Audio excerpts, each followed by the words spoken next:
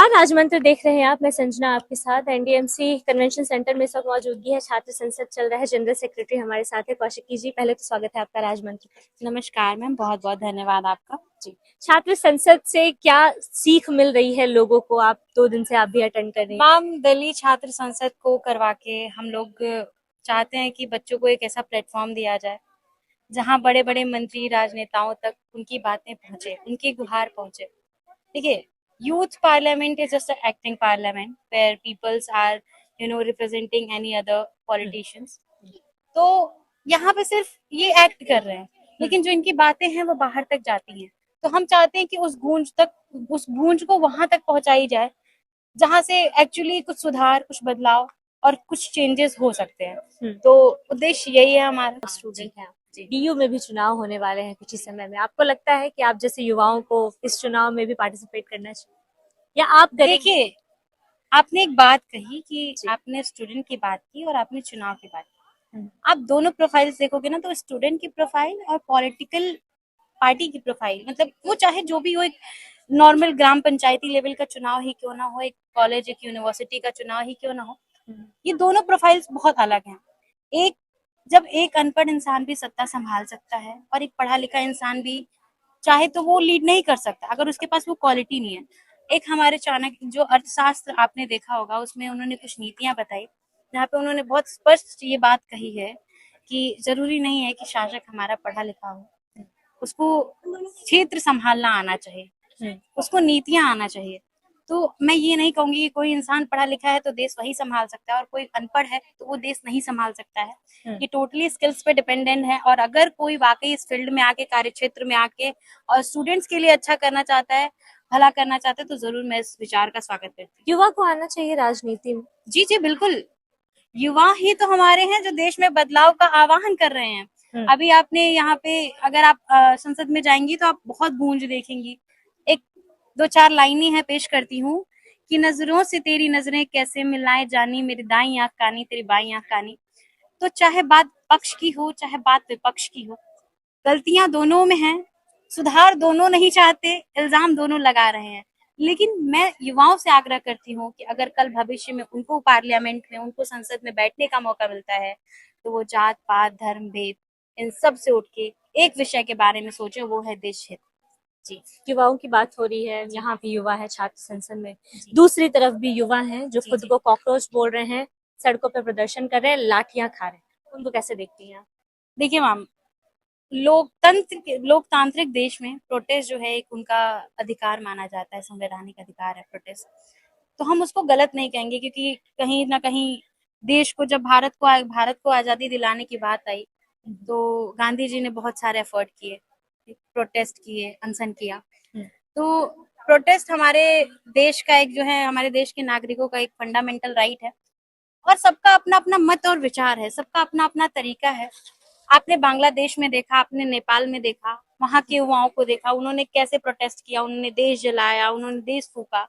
अगर हमारे देश के युवा शांति से बैठ के अनशन पे और अपने विचारों का, अपने अधिकारों का मांग कर रहे हैं कि उनकी बातों को सुनी जाए, तो मुझे नहीं लगता कि ये गलत चीज है। आपने आपने नेपाल की बात की तो मुझे याद आ गया कि जो युवा अभी बाहर कॉकरोच बोल के प्रदर्शन कर रहे हैं जी, वो भी ये कह रहे हैं कि अगर सरकार नहीं सुनेगी तो यहाँ भी नेपाल वाला हाल होगा और यहाँ हम लोग भी इसी तरीके से सड़कों पे। लेकिन इन्होंने बताया, हमारे देश के युवाओं का बता के करेंगे, एक मैच्योरिटी नहीं, बता के करेंगे नहीं, ऐसा हो ही नहीं सकता। क्योंकि हमारा देश, India is a democratic country. तो यहाँ पे तीन, जो है हमारे मेन 3 फिगर्स हैं, आपको पता होगा, लेजिस्लेटिव, एग्जीक्यूटिव एंड जुडिशरी। तो तीनों का अपना अपना वर्क है। और हमारा डिफेंस सिस्टम और जो सारी चीजें हैं काफी स्ट्रांग है। और हमारे देश के युवा बहुत मेच्योर हैं। अगर इनको कुछ ऐसा करना होता तो वो, उनके पास अभी भी हाथ और पैर हैं, अभी भी वो बुद्धि विचार है, बहुत चीजें आई, बहुत चीजें हुई गई, तो वो करते। उन्होंने बस एक, कहते हैं ना, कि अपना विचार रखा कि देश की जो भी हमारी सरकार है वो सुने। देखिए, चाहे पक्ष हो या फिर विपक्ष हो, अगर उनकी सरकार है, उनकी सत्ता है, तो अकाउंटेबिलिटी होनी चाहिए।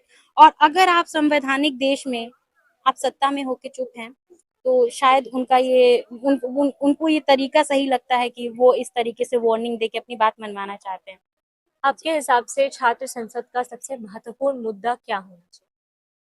अभी अगर आप मेरे हिसाब से छात्र संसद का महत्वपूर्ण मुद्दा देखेंगे तो दो दो चीजों को मैं ज्यादा उसको प्रायोरिटी दूंगी। एक है एम्प्लॉयमेंट और एक है एजुकेशन, क्योंकि हमारी पीढ़ियां तो बीत चुकी हैं। We peoples are love now 22 23, and आप भी हमारे सामने खड़ी हैं, तो 20 25 तो हमारी एज अब खत्म हो चुकी है, क्योंकि गवर्नमेंट एग्जाम्स की एक पर्टिकुलर एज होती है, उसके बाद आप नहीं ट्राई कर सकते, राइट। हम कोशिश कर रहे हैं कि आने वाले जो हमारी पीढ़ियां हैं, जो हमारे बच्चे हैं, जो तैयार हो रहे हैं, जो कल को एग्जाम्स देंगे, कॉम्पिटिशन देंगे, उनके उनके लिए ये प्रोसेस इजियर बनाया जा सके, आसान बनाया जा सके, सिंपल किया जा सके। उनको ये ना लगे कि हम ऐसे देश जी में रह रहे हैं जी जहाँ पेपर लीक। जी। और एम्प्लॉयमेंट हो तो एजुकेशन के थ्रू हो, स्किल्स के थ्रू हो, और मेच्योरिटी से हो।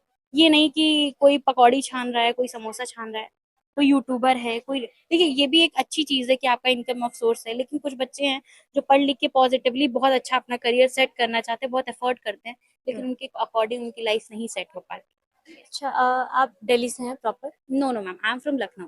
लखनऊ। आप दिल्ली सिर्फ संसद के लिए आए जी हैं? जी जी जी। आप दिल्ली को कैसे देख रही हैं? दिल्ली फीमेल्स के लिए कितनी सेफ है? अभी 2 दिन से तो आप दिल्ली में जरूर होंगी, तो आपको क्या लगता है? I'm as be honest and very responsible citizen of India। मैंने देखो खुद को, तो मुझे थोड़ा बहुत यहाँ की सिक्योरिटी से थोड़ा कंसर्न था, एज वेल एज पोल्यूशन का मुझे जो इशू लगा था थोड़ा सा, बिकॉज मैं दिल्ली से आई तो मुझे फर्स्ट डे वॉमिटिंग वगैरह एंड थोड़ा सा इश्यूज।